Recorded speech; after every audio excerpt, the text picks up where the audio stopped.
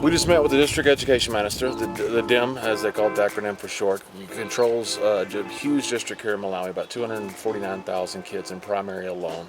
Also, you add to secondary schools, which only about 10 to 15% of those kids end up going into secondary school, which is a big problem in Malawi, is the dropout rate. You have a problem with, in the secondary schools, kids end up having to pay to go to school, and a lot of these young people just don't have money. I mean, there's only 9% of people in Malawi that even have electricity. This is one of the deepest poverty areas. And the problem you have in a deep poverty area or anywhere with at risk or with low income is the future is education. And that's the one thing that is skimped on in a lot of these areas, not because they want to skimp on it, but because they don't have the resources. We passed a school that we went to and visited that's part of the Bhubesi Pride Foundation program.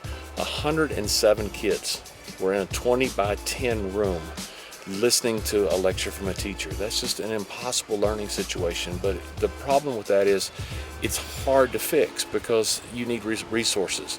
And that's the one thing that's so great about this sports and education facility that Bhubesi Pride is building, is that we're going to be able to help supplement these educations, and all through sport, which I love and which the education minister loved as well, because that gets kids in the door, that gets kids an opportunity. About 2:30 in the afternoon, these kids no longer have anything to do. They just sit around the rest of the day. A lot of them don't have electricity, they certainly don't have cell phones, they don't have computers, they don't have books. They have nothing to do, and that's when kids' minds wander. You know, you have to fill these voids for young people. 1, 2, 3, Okay, today is a big day. As you can see, we have teams from 3 schools. Each school has 6 teams. So about 18 teams that are here. This is a league that we have been running. This is the 3rd month and 3rd round as well. So we are collecting points from them beginning the first time we started this, and today we are finalizing everything. So find which team is on top, position 1, and the one which is ranking below. So this is a big tournament. Tomorrow is another day for other schools.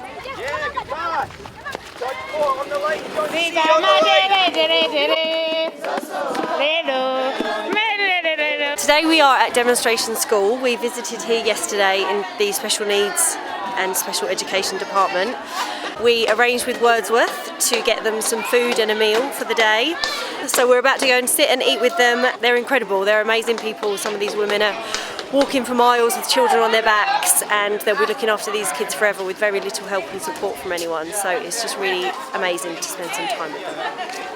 We spoke to Caroline yesterday, who's the headmistress of this department, and she mentioned that they were in need of some support, whether it be some classroom assistance, some chairs for the children with cerebral palsy, maybe even a disabled toilet, various other things. She also mentioned today that girls, when they have their periods, generally don't come to school because they can't afford to deal with the mess and they can't afford to help themselves and provide what they need. She also mentioned there's a little boy here who could do with some help. He doesn't have control of himself and he often has to do a 3-hour journey to go home in order to change his clothes.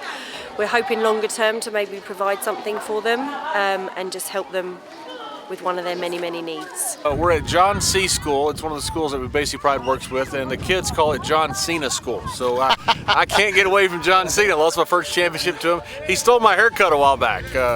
But now I'm very proud of John Cena, and these kids love him, and for good reason, and they're having a lot of fun out here playing rugby. This morning we're up on the Bhubesi Pride site in Mzamanzi, in rural Lilongwe, building blocks. So we made, I think, a grand total of about 8 or 9 in 1.5 hours. So that's 8 or 9 out of about 26,000 that the guys have made already.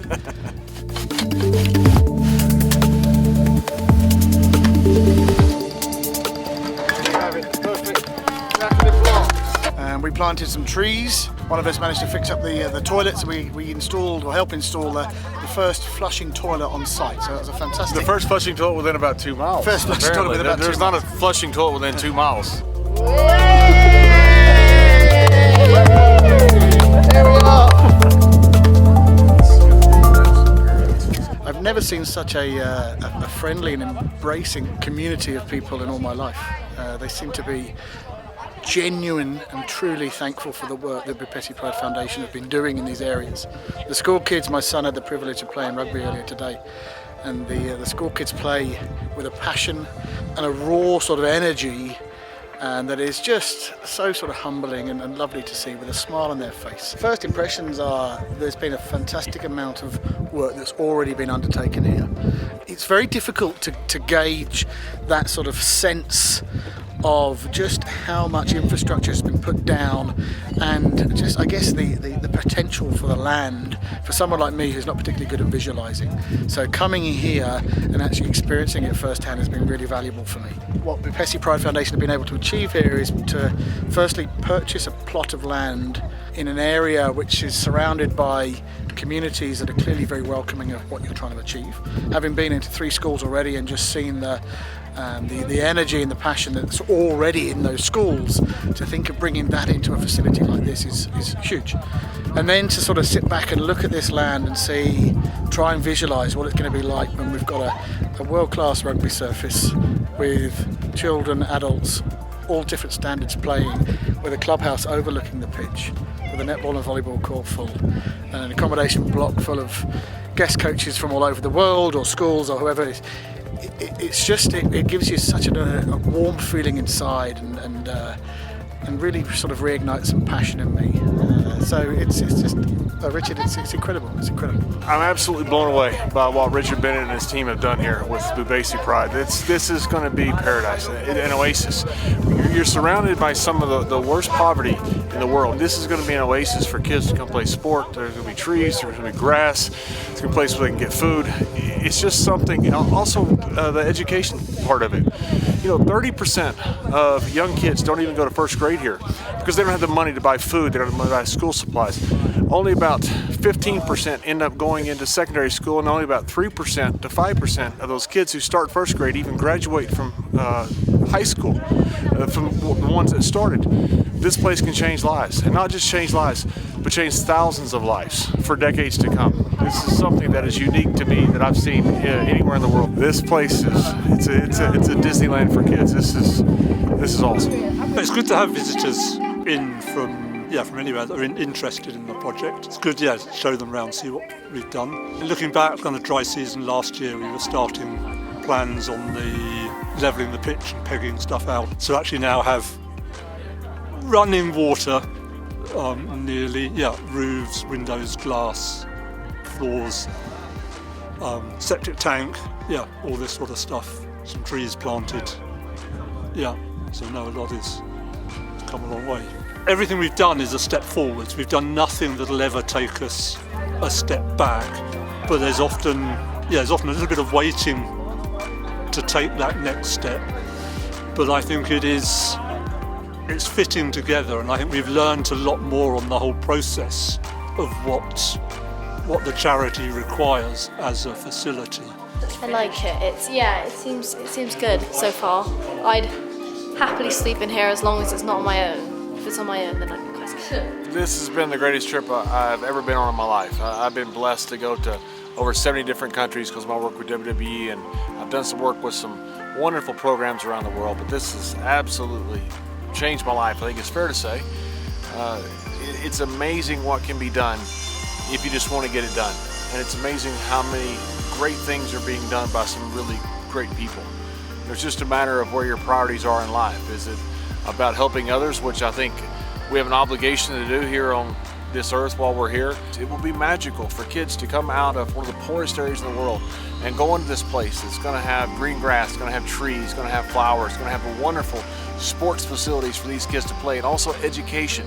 So these kids can have job skills, but also the basic stuff, basic hygiene, basic HIV and AIDS education, malaria education. So many things that these kids need that simply falls between the cracks. We saw a group of special needs kids, and these parents were carrying these kids to school, some walking a mile or two each direction. These kids were big kids and small women. There was one 11-year-old kid who's almost as big as his mother. She was carrying this kid to school, and they would spend all day with this kid just so that this kid could feel like what it's like to be like the other children. I mean, that is something that's something that the whole world should know about. And then the fact that this mother would also play rugby against other kids with her son, because he can't walk, on her back. It's an amazing thing what people do. And life is beautiful, man. I mean, life is awesome. It's just a matter of where your priorities are.